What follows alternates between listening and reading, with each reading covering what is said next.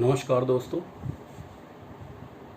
आज मैं जिस टॉपिक पर बोलने जा रहा हूँ वो ये है बच्चों का टीचर के साथ रिश्ता, या इसको यूँ कहें कि teacher student relationship, the relationship between a teacher and a student. When a teacher enters into the classroom, he finds a bunch of students coming from different backgrounds, different family value systems. एक सरकारी teacher जब जाता है तो बहुत ही अलग तरह का माहौल उसको मिलता है.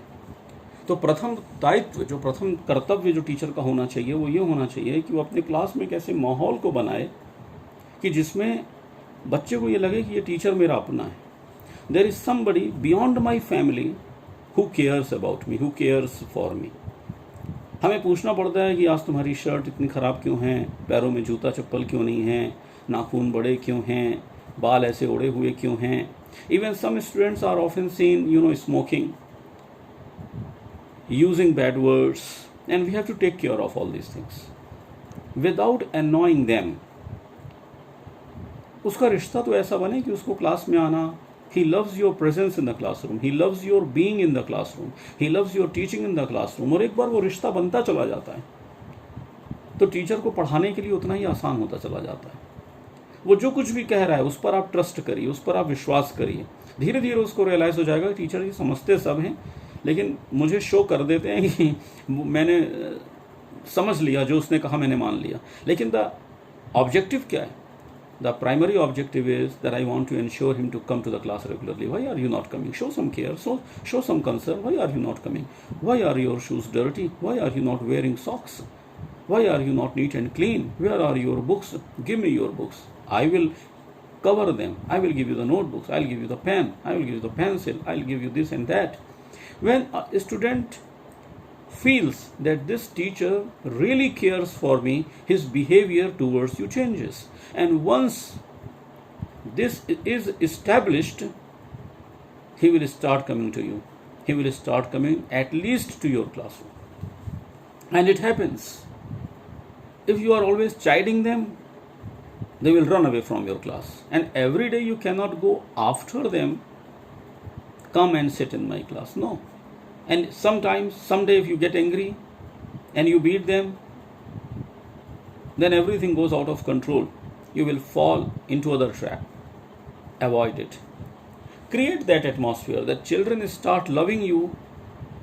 Children start behaving obediently in front of you. Ensure that they do what you want them to do. Create that kind of atmosphere in a classroom. Love them unconditionally, and in turn they will love you. Now the second thing is, when you start teaching your subject, for example, I am an English teacher teaching prayer. Now what happens? I start reciting the prayer, light the lamp of thy love. I finish the poem. Then I ensure that these children learn the important, difficult words, their meanings, spellings. Then comes the turn of questions and answers. Then important questions and answers. Drilling exercise, learn. But after doing all these things, is my child able to create his own prayer? Is my student ready to sing his own prayer? Every day we come to the assembly hall and then we start reciting prayers, the national anthem, national song, Madhya Pradesh Gaan. So many things happen. But is my child ready to create, write, compose his own song? If he is unable to do it, it means that still half of the work is left. Half is completed, primary objective achieved, primary target set, fixed. But what about the next objective? And that is whether he learns the aesthetic beauty of the language. Has he developed some interest into literature? And if this is not happening, it means that something is left, more effort is required, because he has not still fallen in love with the subject. He knows how to pass the examination, but he still does not enjoy English because he is unable to express himself in English. He does not know its aesthetic beauty. Second chapter, power of determination. After learning the chapter, after finishing the chapter, does my student know the power of determination? Does my student know the power of thoughts? Do they know that whatever happens in their lives is a fallout of their series of decisions? Decisions are going to impact their lives. Do they know it? And if they know it, their behavior will change. And if you do not see any changes in their behavior, it means that they have not learned anything. They have not learned anything, any lesson from the chapter. Though they know the answers, if you ask them, they will know the answers. They will tell the answers.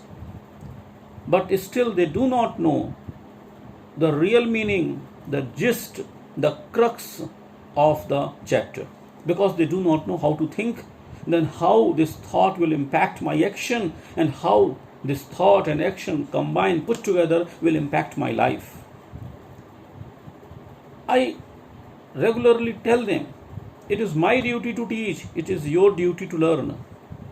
I will raise one hand, the second hand is to be raised from your side. If I am raising my hand, you are not raising your hand, no clapping will take place. For a clap, we need two hands. If I raise mine, you have to raise yours. Same way, if I am teaching, you are learning, we will get the desired result. But if I am teaching, you are not learning, nothing will happen. Ultimately, it is up to you to learn, and this is a very small decision that you are going to make today. This is your decision how we together are going to spend next 40 minutes. If I want to get your attention and you want to divert your attention, you will succeed, not me. I want you to learn, but if you do not want to learn, nothing will happen, because you keep me diverting. You keep me diverting. I want to teach, then you again start making some noise. You create lot of noise, and then the whole time, the whole period, 40 minutes, will go in waste in explaining that you should not do this, you should not do that. Okay, one day, one period, enough, sufficient. But if you do repeat the same thing again and again, all the periods are going to be wasted like this only, and we are not going to get the desired result. Now the immediate or random decision taken by the teacher is go outside the classroom, and he starts sometimes they slap, or sometimes they just simply ask them to go out because you are disturbing. But what happens in the end, that every day you cannot spoil, every day you cannot resort to such kind of behavior. And if one day you get angry and something ugly happens in the classroom, then you are going to be held responsible for the entire system. I am sure you do not want this kind of situation being created in the classroom. But being a teacher, you are in the driver's seat. It is up to you. So remain calm, remain composed. Enter into the classroom with a decision that I am not going to go off the path. I am not going to go off the track. I will be in my limits. But my first objective is to create a good rapport with my students. Second thing is I have to get the objective, that is the primary objective, that is the learning of the chapter by the students properly. And the second objective is that whether the gist, whether the crux, whether the soul reaches them or not, whether they understand or not.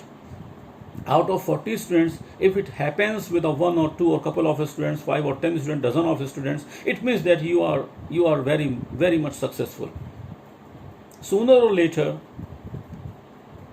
you will get the prize. For example, a farmer goes to the field, and right from day one, he does not start sowing the seeds in his field. He has to make the land fertile. He has to make the land ready for the crop, for the cultivation, for the harvest, isn't it?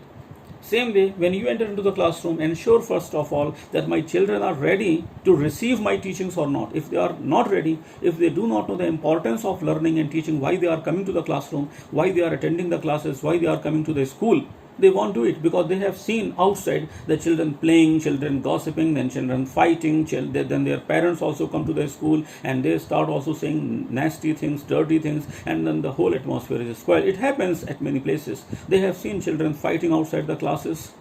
They come to their school with this kind of picture, and they also want to do the same thing in their schools. We have often witnessed such kind of situations happen. So to avoid all these things, you have to tell them every day that what is the purpose of your coming to the school. If you are coming to the school regularly, And if you are spending your 4-5 hours regularly in the school, you must get something from here. When you come into the school at 10:30 and when you are leaving at 5 o'clock, you must ask yourself that what have I achieved today?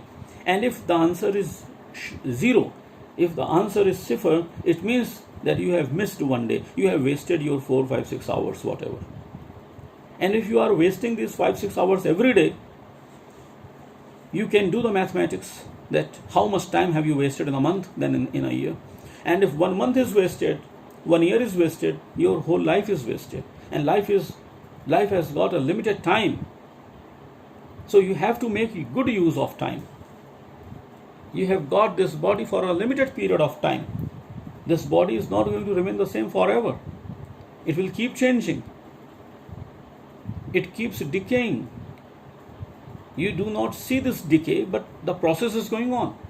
And if you say the same thing again and again and again, sooner or later, you get the price, you get a feel that these children are learning something. They start loving you. And then they will make you a phone call these days. They will get connected to you over social media websites. They start asking you the questions regarding their career, regarding our culture, and so many things. Wherever they feel that they are in doubt, they will definitely make you a phone call and ask you. But to cultivate this level, this standard, it does not come so soon. It really needs very, very hard work from your side, because as a teacher, you have got a 80-90% responsibility. A student is a student after all. He has only 10-20% responsibility.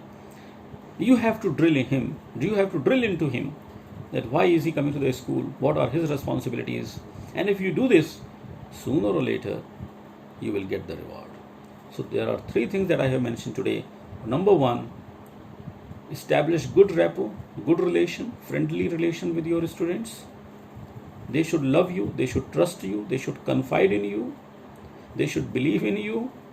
Whatever the problem is, they must come to you freely and ask, sir, this is a problem. What should I do? Please help me. And they will start discussing their family issues with you. That this has happened in my family. My father is ill. This has happened to my mother. And these are the problems I am facing. And I need your guidance. I need your help.